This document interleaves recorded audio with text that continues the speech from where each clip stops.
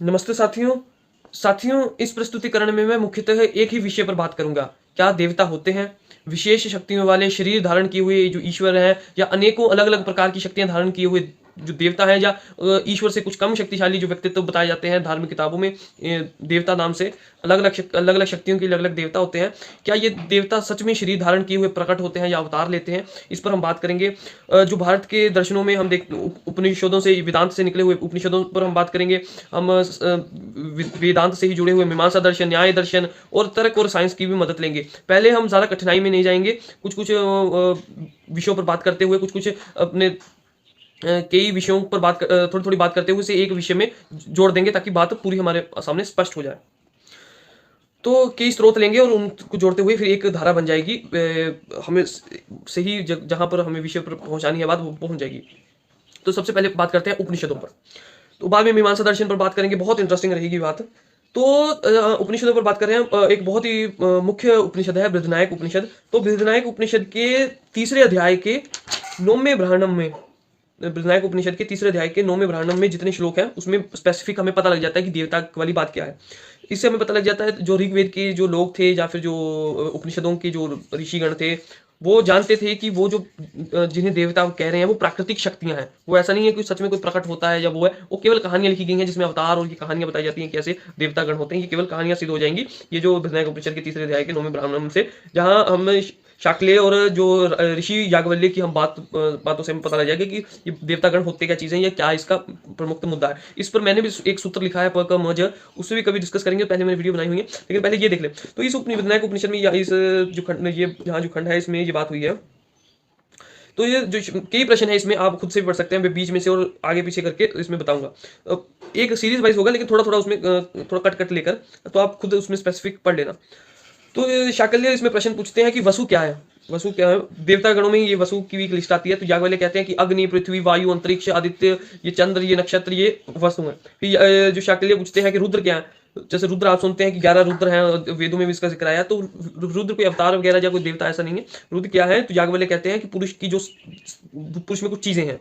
प्राणों में वो चीजें विभाजित हैं, मन में वो चीजें विभाजित हैं, मृत्यु में वो चीजें विभाजित हैं, कुछ चीजें, तो उनके नाम रखे गए हैं। ठीक है। आगे वो बोलते हैं कि 12 आदित्य कौन से हैं। तो कई जगह आदित्य सूर्य को भी कहा गया है, कई सूर्य को, लेकिन यहाँ स्पेसिफिक है कि जो वर्ष के महीने होते हैं, हर वर्ष में जो परिवर्तन आता है वो आदित्य है। कि हमें हर महीने में एक नया देवता गण मिला है, एक नया आदित्य, नया एक सूरज मिला, या एक नया मौसम मिला, वैसे कुछ। फिर वो बचे इंद्र और प्रजापति कौन है। तो वो बताते हैं कि जो गरजने वाली ये बिजली है, ये मेघ है, ये बारिश होती है, ये इंद्र है। और वो कहते हैं प्रजापति ये यज्ञ है, जो यज्ञ होता है ये है। फिर वो कहते हैं कि देवगण कौन है। तो वो बोलते हैं पृथ्वी, अग्नि, वायु, अंतरिक्ष, घी हो गया आदित्य, ये देवगण, घो, भूमि, घी नहीं भूमि। और आगे वो पूछते हैं कि ये 3 लोग कौन है। तो 3 देवता कौन है। तो वो बताते हैं कि ये पृथ्वी, ये अंतरिक्ष और ये तो ऐसे 3 आसमान और अंतरिक्ष ऐसे गिनाते हैं। तो आगे कई प्रश्न इसमें पूछते जाते हैं और बताते हैं। तो इसमें जो उपनिषदों से बात क्लियर हुई है, और जैसे जब आप पढ़ते हैं ब्रह्म सत्य जगत मिथ्या वाला सूत्र पढ़ते हैं और अनेकों इसमें ब्रह्म की बातें समझते हैं, तो पता लगता है कि ये जो प्रकृति के विस्तार की को ही देवता गणों का नाम दिया गया। असल में ऐसा कोई अवतार या प्रकट वाले कोई चीज़ नहीं है। इसे बहुत और चीज़ों से भी ज़्यादा समझा जा सकता है, बहुत चीज़ें इसमें जुड़ सकती हैं। हम देखेंगे कि इस वीडियो में कवर हो जाए।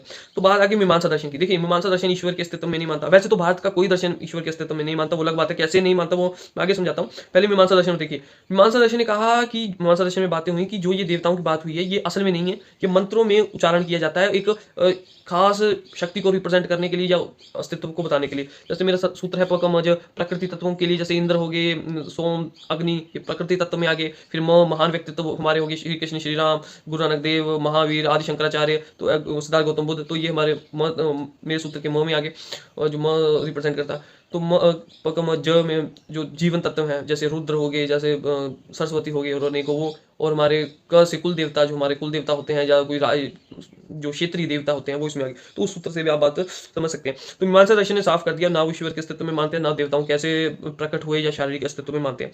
न्याय दर्शन की बात करें, उसमें कोई अवतारों की बात नहीं हुई। तर्क और साइंस की बात करें, लॉजिक की बात करें, तो देखिए ऐसे अवतारों जैसी चीज किसी ने देखी नहीं है। साइंस से कोई चीज सिद्ध है नहीं। तो और आप देखिए कि जितने भी भारत के दर्शन हैं, आप वेदांत को उठाइए, मीमांसा, न्याय, योग, विशिष्ट, और ये चारावाक हो गए, बुद्धिज्म हो गया, जैनिज्म हो गया, किसी ने भी ईश्वर की भक्ति करने के लिए या अवतारों की भक्ति करने के लिए ऐसा कोई प्रावधान नहीं है। सिर्फ ज्ञान मार्ग बताया कि आप ज्ञान द्वारा, आप निर्लंब उपनिषद पढ़ेंगे, वैसे तो हर उपनिषद में ये बात क्लियर हो जाती है कि बात ज्ञान से ही क्लियर होगी, और भक्ति जैसा तो कोई बात है ही नहीं, उसे तो मिथ्या और माया के रूप में ही सब कुछ लिया जाता है। तो बात ये आती है कि भारत में ये मतलब कि ईश्वर की भक्ति या ईश्वर का अस्तित्व या देवताओं की बात कैसे शुरू हुई। तो आज से अगर आप 2000 साल के आसपास देखें, यानी कि 100 बीसी 100 एसी के आसपास देखें, पहले चलें, तो आप देखेंगे भारत में दर्शन उत्पत्तित हो रहे हैं। बुद्धिज्म, जैनिज्म, सांख्य दर्शन, न्याय दर्शन, मीमांसा, और जो हम वेदांत में भी देखें तो उसमें भी कोई, वेदांत में उपनिषदों में क्लियर कर दिया कि उसकी देवताओं की कोई भक्ति भुक्ति या अवतारों की भक्ति भुक्ति करने का कोई प्रावधान नहीं है, और ब्रह्म को भी केवल जानने का मार्ग है। तो जो बात स्पेसिफिक है, जो सीधी बात समझ आती है उपनिषदों से, सांख्य से, मीमांसा से, न्याय से, योग से, सब विशिष्ट से सब समझ आता है कि ये कोई अवतार ऐसे और ऐसे देवतागण कुछ नहीं होता, ये बस पूरी कल्पना और जो कहानियां मात्र हैं। तो ये क्या इनका कोई महत्व नहीं है देवताओं का? नहीं, बिल्कुल महत्व है। जैसे मैंने अपने सूत्र जो में बताया कि ये प्रकृति को हमारा समर्पण है। जब हम मेरे सूत्र में हम प तत्व को समझते हैं, प्रकृति में फैले विस्तार को समझते हैं, तो हम प्रकृति से जुड़ते हैं। बिना प्रकृति का आदर किए हुए हम अपनी वो शारीरिक अस्तित्व से नहीं जुड़ते। हम प्राकृतिक हैं और हम प्रकृति से उस वो लगाव प्राप्त नहीं कर पाएंगे।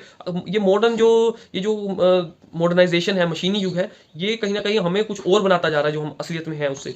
तो ये एक बड़ा जो ये देवताओं का कॉन्सेप्ट है कि उनकी मूर्तियां होनी चाहिए, बहुत अच्छा है, मूर्तियां बनाएं। मैं तो चाहता हूँ कि जितनी अभी मूर्तियां हैं भारत में, उससे 100 गुना ज़्यादा मूर्तियां बने देवताओं की, चाहे महान व्यक्तित्व हो गए, चाहे हमारे कुल देवता हो गए, चाहे हमारे जो जो अंदर बस जो अंदर के व्यक्तित्व को बताते हैं या ज्ञान मार्ग को बताते हैं, सरस्वती। तो सरस्वती असली में कहीं घूम नहीं बैठी नहीं है, जहाँ से कोई ईश्वर या देवता नहीं है, वो हमारे ही गुण का रिप्रेजेंटेशन है।